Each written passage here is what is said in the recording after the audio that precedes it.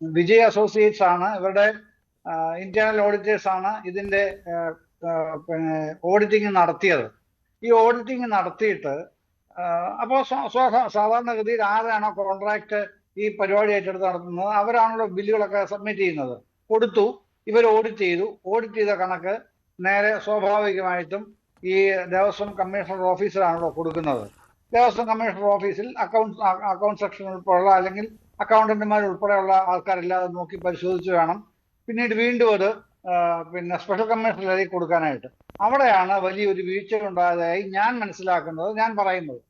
ഈ പിന്നെ കമ്മീഷണർ ഓഫീസിൽ വളരെ ഗുരുതരമായ ഒരു ലാപ്സസ്, ചില ലാപ്സസ് ഉണ്ടായത്, പ്രധാനപ്പെട്ട വീഴ്ചകൾ ഉണ്ടായത് ഈ കൊടുത്ത ഈ ഇന്റേണൽ ഓഡിറ്റേഴ്സ് കൊടുത്തിട്ടുള്ള കണക്കുകൾ ഒന്നും തന്നെ ക്രോസ് ചെക്ക് ചെയ്ത് കൃത്യത വരുത്താനായിട്ട് ഈ ദേവസ്വം കമ്മീഷണർ ഓഫീസിൽ ബന്ധപ്പെട്ട ഉദ്യോഗസ്ഥർ ശ്രമിച്ചിട്ടേയില്ല.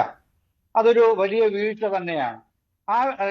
എന്ന് മാത്രമല്ല, കിട്ടിയ ഇതിൽ നിന്ന് അങ്ങോട്ട് ഒഫീഷ്യലി ഇവരാണ് പാസ് ചെയ്യേണ്ടത്. ദേവസ്വം കമ്മീഷൻ ഓഫീസിൽ നിന്നാണ് സ്പെഷ്യൽ കമ്മീഷനിലേക്ക് പാസ് ചെയ്യേണ്ടത്. അങ്ങനെയാണ് അതിന്റെ നിയമം. അതുകൊണ്ട് തന്നെ നേരെ അവിടുന്ന് സ്പെഷ്യൽ കമ്മീഷണർക്ക് കൊടുക്കുകയാണ് ചെയ്യുന്നത്. അദ്ദേഹത്തിന്റെ ഭാഗത്ത് യാതൊരു പിന്നെ ലാപ്സസും നമുക്ക് ആരോപിക്കാൻ കഴിയില്ല.